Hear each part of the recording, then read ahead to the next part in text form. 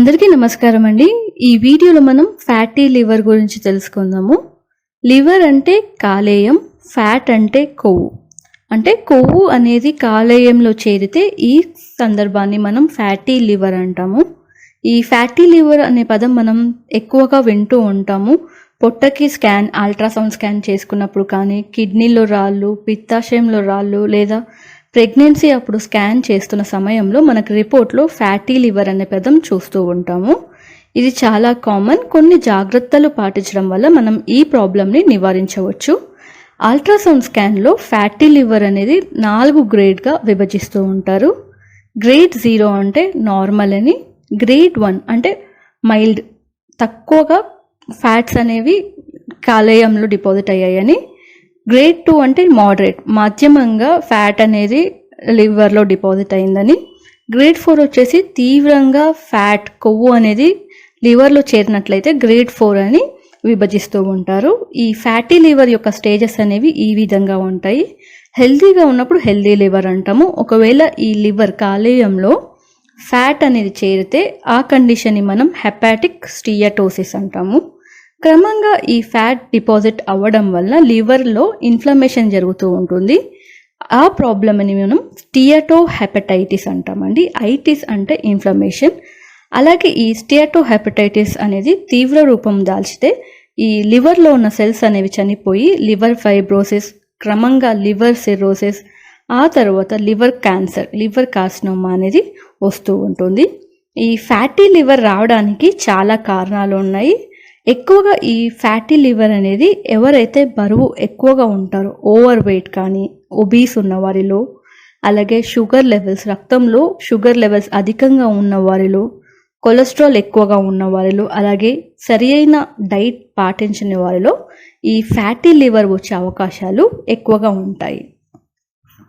Fatty లివర్ని మనం silent disease అని కూడా అంటాం. ఎందుకంటే ఈ ఫ్యాటీ లివర్ ఉన్నవారిలో ఎటువంటి లక్షణాలు అనేవి కనబడవు.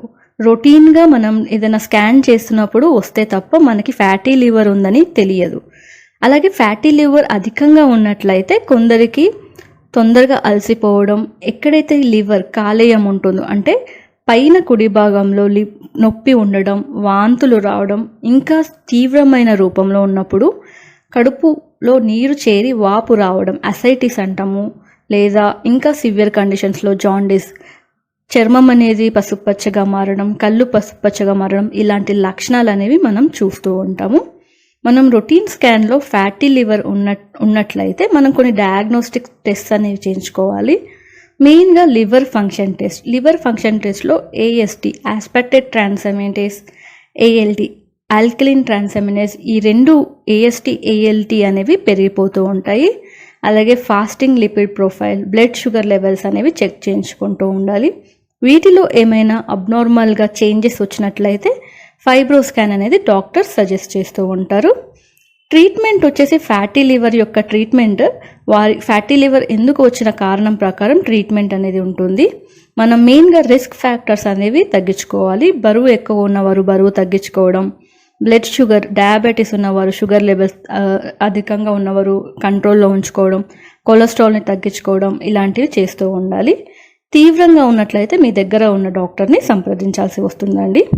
ఫ్యాటీ లివర్ రాకుండా ఉండాలంటే మనం ఎటువంటి జాగ్రత్తలు పాటించాలి? మెయిన్గా మనం తీసుకునే డైట్ అనేది హెల్తీగా ఉండాలి. ఎక్కువగా sugar, packaged foods, chips, alcohol, fried foods కానివ్వండి, సోడా, కూల్ డ్రింక్స్, ఇవన్నీ తగ్గించుకుంటూ ఉండాలి. మెయిన్గా షుగర్, సాల్ట్ ఇంటేక్ అనేది తగ్గించాలి. అలాగే ఎక్కువగా ఆకుకూరలు అనేవి తీసుకుంటూ ఉండాలి. రెగ్యులర్గా ఎక్సర్సైజ్ చేయడం వల్ల లేదా ఇంటర్మీడియట్ ఫాస్టింగ్ చేయడం వల్ల మనం బరువు అనేది తగ్గించుకోవచ్చు, హెల్తీగా ఉండొచ్చు అండి. ఫ్యాటీ లివర్ అనేది కంప్లీట్గా రివర్సబుల్ కండిషన్. మీరు సరైన జాగ్రత్తలు, లైఫ్ స్టైల్ మోడిఫికేషన్ చేసుకున్నట్లయితే మనం ఈ ఫ్యాటీ లివర్ని నివారించుకోవచ్చండి. ఈజీ అండి కంప్లీట్గా ఫ్యాటీ లివర్ యొక్క ఇన్ఫర్మేషన్. ఈ వీడియో మీకు నచ్చినట్లయితే అందరికీ షేర్ చేయండి. అలాగే మన ఛానల్ని సబ్స్క్రైబ్ చేసుకోండి. Thank you.